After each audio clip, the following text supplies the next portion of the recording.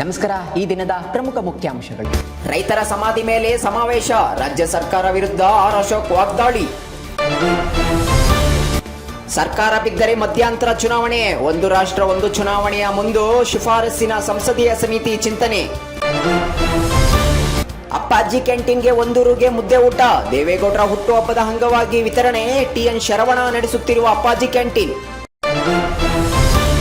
ಸುಲಿಗೆ ಮಾಡಿದ 5 ಬಾಲಕರು, ಸೆರೆ ಹಿಡಿದ 800 ಪೊಲೀಸರು, ದ್ವಿಚಕ್ರ ವಾಹನ ಅಡ್ಡಗಟ್ಟಿ ಹಲ್ಲೆ ನಡೆಸಿದ ಪ್ರಕರಣ.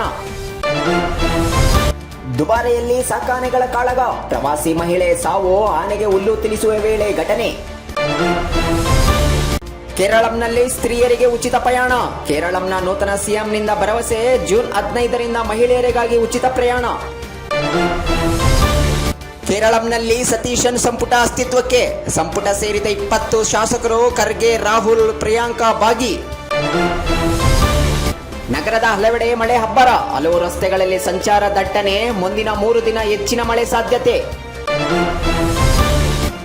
ಮುಂಗಾರು ಮಳೆಗೆ ರಸಗೊಬ್ಬರ ಅಭಾವ, ಯುದ್ಧದ ಪರಿಣಾಮದಿಂದ ಬೇಡಿಕೆಗೆ ತಕ್ಕಂತೆ ಪೂರೈಸದ ಕೇಂದ್ರ ಎಂದು ಕೃಷಿ ಸಚಿವ ಚೆಲುವರಾಯಸ್ವಾಮಿ ಹೇಳಿಕೆ. ಪೊಲೀಸರಿಗೆ ಸಿಡಬ್ಲ್ಯೂಸಿ ವರದಿ ಸಲ್ಲಿಕೆ, ಹರಿಹರ ಪಂಚಮಸಾಲೆ ಗುರುಪೀಠದ ಸ್ವಾಮೀಜಿಯ ಪ್ರಕರಣ.